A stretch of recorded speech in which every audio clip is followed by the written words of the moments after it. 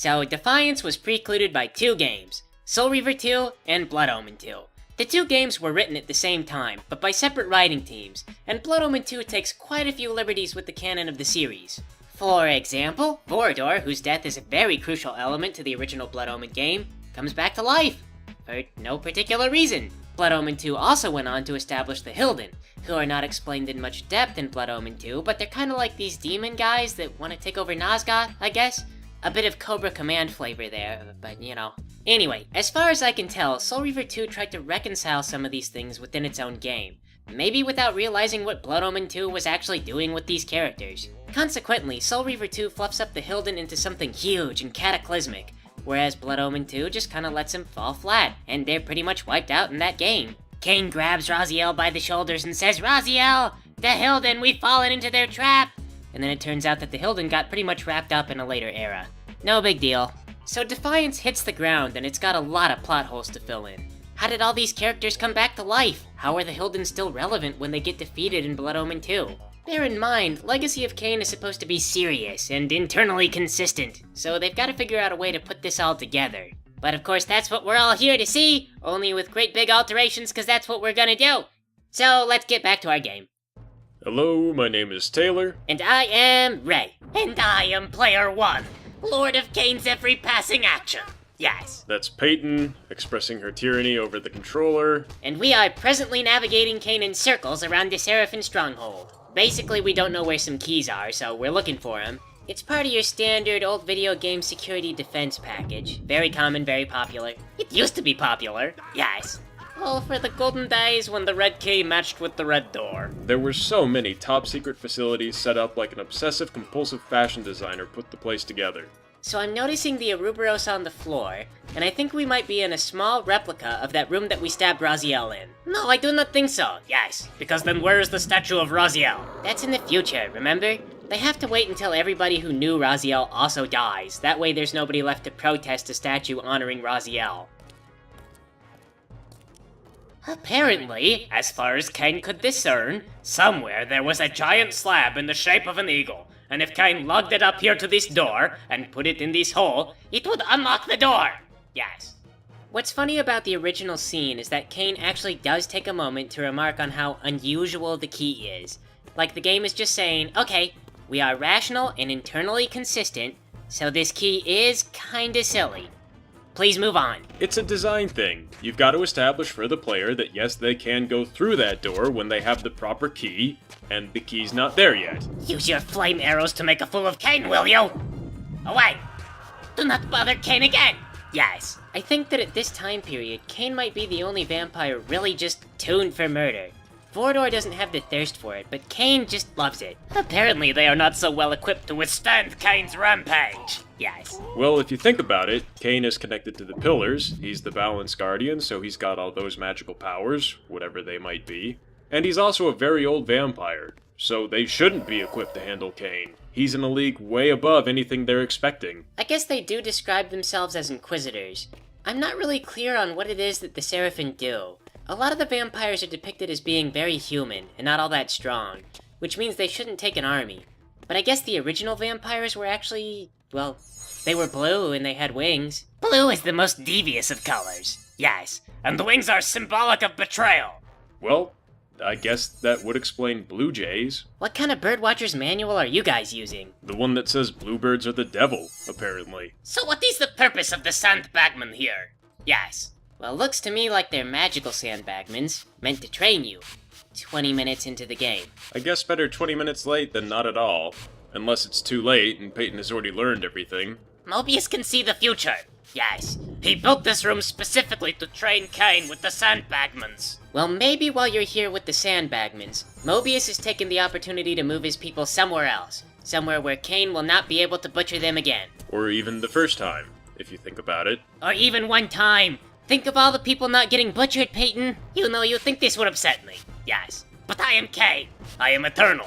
If need be, I can wait Mobius's people out. Or you could go back in time and torment civilians with the time-streaming device. The world is really Kain's oyster. But Soul Reaver 2 established that if you mess around in time too much, you might cause a paradox. You've gotta have a stable time loop. If you don't, then history abhors you. which I think means expels you forever. They never go into this, but who knows how many Time Guardians got expelled from history, till they got Mobius, who was able to actually maintain the proper time loops. That kind of makes for an interesting theory. You've got this universe where the only time streamers are people who are competent, because everyone else just ceases to exist, and you never hear about them. See, I always thought the time expulsion thing was gonna be something they'd work with. I thought that was gonna be Kain's plan, like expel the Elder Squid from time, and expel Mobius from time, and expel cheese crackers from time because Kain doesn't like cheese crackers. If Kain doesn't like cheese crackers, right?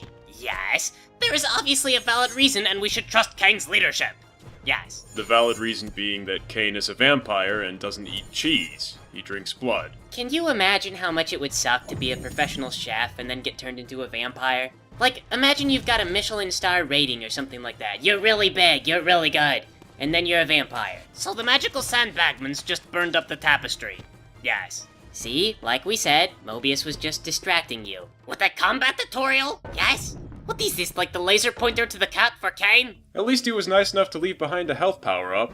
Look at that, what a good guy, Mobius. I don't know why everybody's so on his case. Well, it's a story. You gotta be on somebody's case. There has to be an antagonist.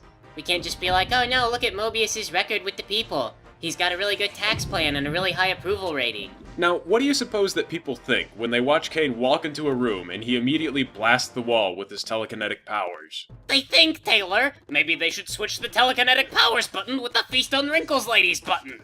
Yes. Now, Peyton, you probably could have just picked that log up and set it aside. Now how's anybody gonna lock down that bridge? I don't care, yes? It is not my stronghold. Now, you would have much different feelings if that drawbridge belonged to you. But it doesn't, so I don't care. Yes. In fact, I am proud, because Kain is all about destruction. And once again, they locked themselves in the room with you. Run, guys! Run away! Save yourselves! You know, I actually have this problem with a lot of games, like virtually anything licensed by Bethesda. Why does everyone stick around when they see that you are actively punching heads clean off the shoulders? But I know why they do it. It's because if everyone ran away from your character because he gained such a reputation, you wouldn't be able to have any battles at all. Behold! Yes. Balance emblem. Balance emblem. Simon Templeman steals my role. Yes. But look, I can look at things now. I found the button. There is a great deal of useful information here, like, for example, that I have these telekinetic runes. Cadaverous laceration. And that is what I call that move when I do move plus action. Yes. Quick flurry of sweeping strikes. Cadaverous laceration sounds like they're just smashing words together. Like, what would be cadaverous about a laceration? It is Kain's attack, Ray! When you make your own attacks, you can name them as you please. Yes. Okay, maybe it's a cadaverous laceration because the person who gets lacerated dies and therefore becomes a cadaver. But then it's a cadaver-inducing laceration. It's not that the laceration itself is cadaverous. Crucial difference, you know. This is like, you can't just use adjectives however you feel like. Right? Yes? Kain is the scion of balance and lord of all Nosgoth. He has powered up the Reaver. He gets to choose the name of his attacks. Yes. Oh my goodness. So that was the mighty power of the balance emblem. It made some guys fall down. Right. It made them lose their balance. No, do you think that's really actually what they were going for? It is not what they were going. What is this slander on Kain's killing prowess? Yes. Kain will have to kill at least 100 more people to live this down. I feel like that must have been Kain's leadership method in a nutshell. What? Disrespect my genius? I will kill everyone until there is no one left to disagree. It is what Kain is good at, yes. There is no shame in sticking to your strengths as the leader. Peyton, use this sword on those barriers. No. Yes. What? Why? You hold your hand out and shuffle sideways past the doors and no, I'm not gonna access those? It is too convenient. Clearly a trap by Mobius. Kain will not be fooled again. Yes. God damn it. It is driving me crazy to watch Peyton play this. She can't control Kain, she runs past secret stuff. When do we play as Mobius? Although that would be really awesome, there's no point when you play as Mobius. Okay, fine. When do we play as a third character that I can take over? Like, maybe I can do a fake voice for them. Well, in this game, you just play as Kain and Raziel. And about fake voices, I don't know, Taylor. None of us really have experience with, like, voice acting. Well, we could try. I don't know. Maybe we can voice modulate one of our voices. I don't know about that. It'd be really silly. It would just sound like you, but on helium. At last, Kain has penetrated deep into Mobius's symbol. Yes. I see you went back for a running start on that kick. Well, of course. Yes. Kain enters the room with style. Oh, I guess there's an archer down here with the special key code to get in. And now he is slapped by the Reaver. This fool is small time to Kain.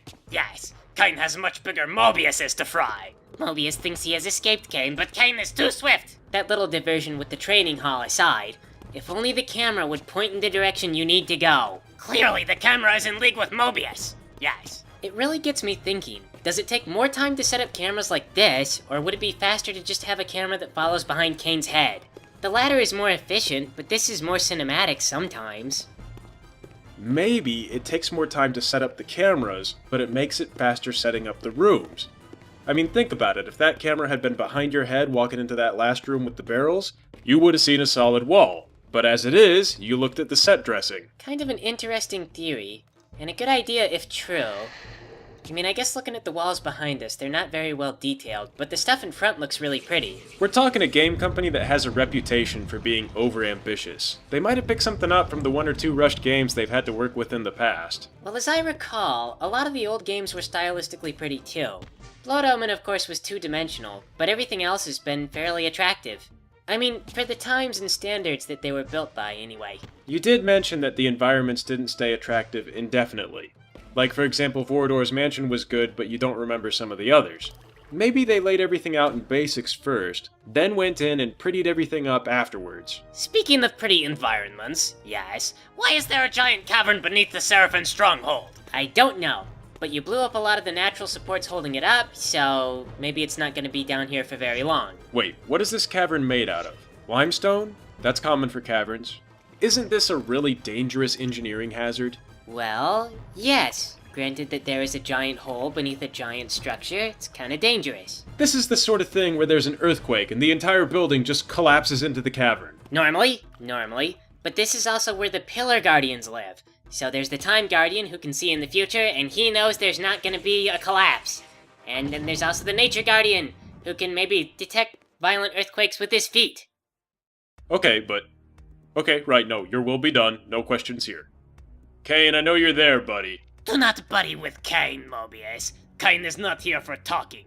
Kain is here to hear you talking to Kain what he wants to know. Yes. Raziel's in another time period. No, I'm not telling you when. You smell like a corpse, and your nation failed because of you, not because of outside factors. How dare you! Kain's nation failed because Zaphon, and because the pillars are corrupt.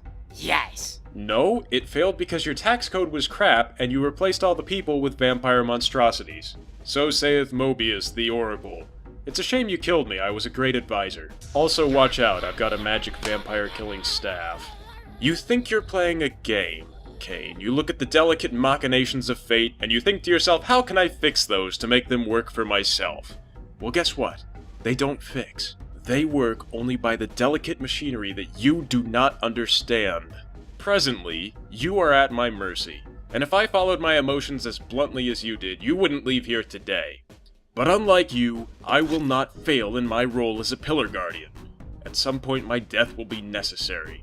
At some point, so is yours. Until that time, despite whatever success you think you've achieved, you're nothing more than a coward running from your inevitable fate. No more grand than anyone before you. You're defending a tainted legacy of failure with no true meaning. Mobius was wrong. Yes. Kain had helped Kain numerous times, and one time pulled a sword from Raziel's chest. Yes. So as with Soul Reaver 2, the writing for Mobius in that scene was very much on the side of Snidely Whiplash, which I don't really get because Mobius has a lot of legitimate grievances. None of Mobius's grievances are legitimate. Yes. Kain is great and Mobius is dumb. I think, like you mentioned, they're just trying to establish who the antagonist is, which is kind of challenging when you're playing as an arrogant, bloodthirsty vampire. It seemed Kain had been outsmarted by the devious Mobius, but Kain had stabbed Mobius once before, and would surely stab Mobius again! Yes. And now we fade to Raziel, so here looks like a good place to stop for now. Thanks for playing with us, everybody.